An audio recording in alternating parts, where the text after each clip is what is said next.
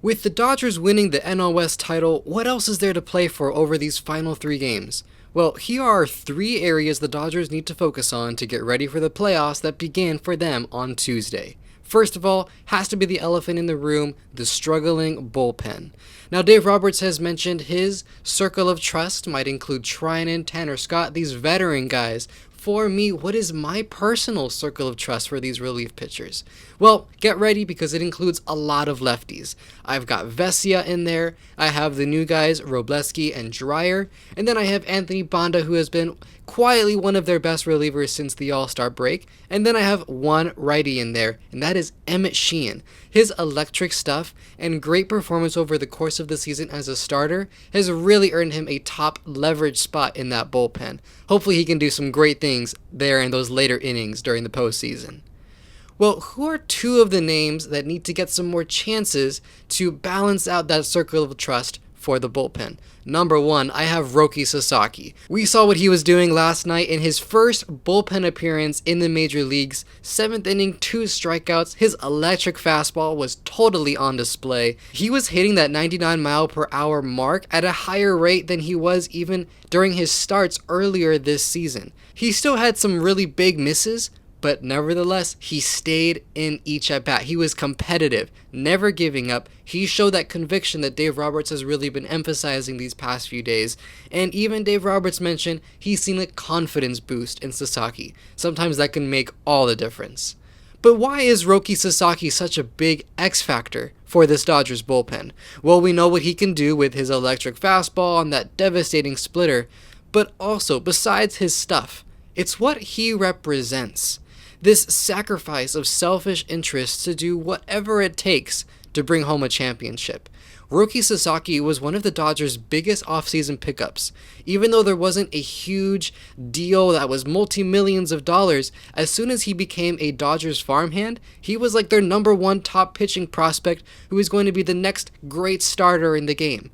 Well, now he has his injury, he has come back, and he is now offering himself to be a bullpen pitcher, lowering himself to that level if that's what it takes to strengthen this roster and win a World Series. You're seeing the same thing with the legend Clayton Kershaw. He's doing the same kind of self-sacrifice that will now motivate some of the relief pitchers that have been veterans in that position for their whole careers to do their job well.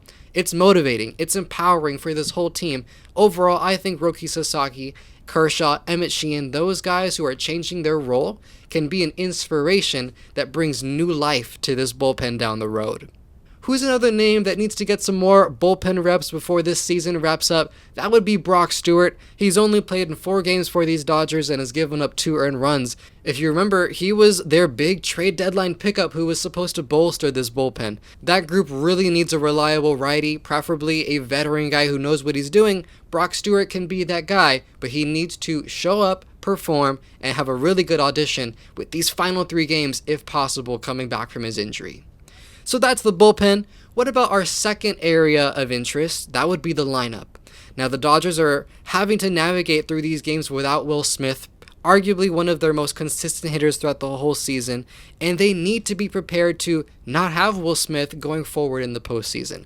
He has that hairline fracture in his right hand, and, personally, I can relate. I have a fractured wrist at the moment right now that I'm recovering from. I just want to be having something in comparison with Will Smith.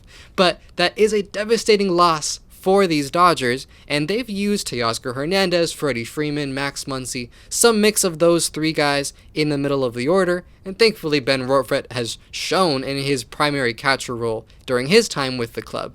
But that leads me to our main focus for this area, the lineup, and that would be Max Muncy. Now, his struggles have kind of been shoved under the rug a little bit, hidden in the pile because of the success of Teoscar, the resurgence of Andy Pages, the way this lineup has been clicking.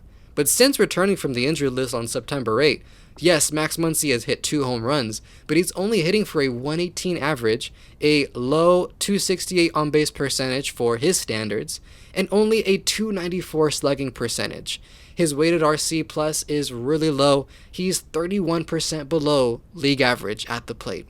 Now, Max Muncy, we know, is capable of carrying this team, but they need to get him going and replace that on-base ability of Will Smith that's the role that Max Muncy can take, plus adding in his slugging potential to really maximize this lineup.